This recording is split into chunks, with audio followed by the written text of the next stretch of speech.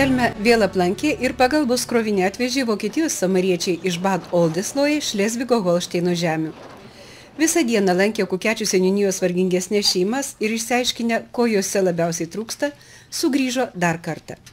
Į gausią Ritos Gudaitytės šeimą samariečiai rideno sportinį vežimėlį pačiam mažiausiam vaikeliui. O pastebėję jaunos šeimos pastangas kurti gražesnį gyvenimą, pasiūlė atvežtais tapetais išklijuoti kambarį. Samariečiams Gerdui Riors ir Günteriui Šuc malonu buvo kalbinti ir įsiamžinti su šios šeimos vaikais ir jų mama. Svečiai žinojo, kad neįgalų sūnelį auginanti Alma Tvaskūnienė stokojo jam specialaus vežimėlio ir apsidžiaugė jį turinti savo atvežtoje labdaros siuntoje. Samariečiai pamokė moterį, kaip naudotis vežimėliu, o neįgalaus sūnelio mama džiaugiasi dabar be vargo galėsinti jį išvežti į gryną orą. Samarietiškosios veiklos esmė padėti kiekvienam reikalingam pagalbos. Lietuvos samariečių bendrija Lietuvoje įkurta 1992 metais, kai Lietuvos nepriklausomybės akto signataras Antanas Račas samarietiškosios veiklos pavyzdį pamatė Vokietijoje. Pasakoja samariečių bendrijos Kelmės skyriaus pirmininkas Saulius Mockus. Jie jau važinėsi Kelmę 18 metų, o prieš 3 metus keitėsi Kelmės samariečių organizacijoje žmonės, keitėsi aktyvūs nariai ir samariečių iš Bad Oldesloe pagalba. Vėl mes padedam rajono žmonėms, tiems, kam reikalinga pagalba, daugiavaikiams, invalidams, spec mokykloms, darželiams.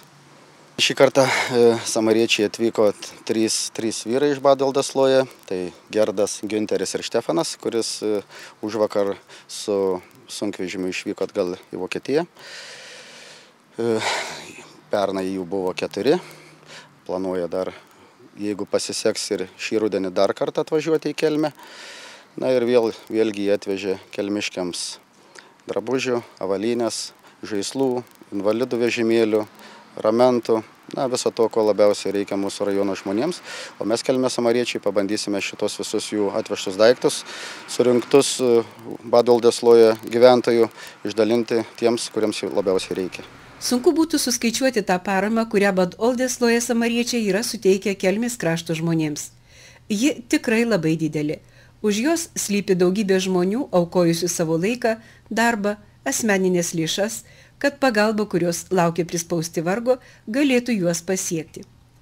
Atrodytų, jog lyginant dešimtmečius, gyvenimas Lietuvoje gerėja, gražėja. Ar Bad Oldesloe samariečiai mano, jog vis dar reikia padėti Lietuvai? Die deutsche Hilfe wird meiner Meinung nach auch in Litauen immer weiter gebraucht im Moment noch.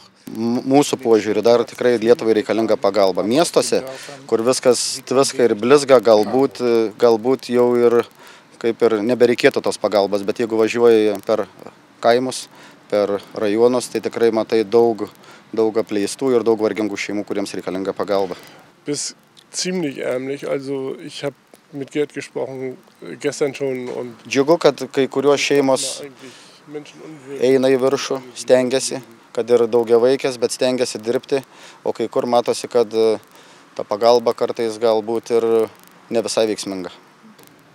In den letzten 3 Jahren haben wir festgestellt, dass unsere Arbeit hier Prieš 3 metus, kada mes vėl pradėjom, atvažiavom vėl pas jūs į Kelmę, mes pamatėm, kad mūsų darbas yra vaisingas, bet taip pat mums tas irgi teikia labai džiaugsmo, kaip samariečiams atvykti pas jūs, pas gerus draugus. Visada mes maloniai pas jūs atvykstam.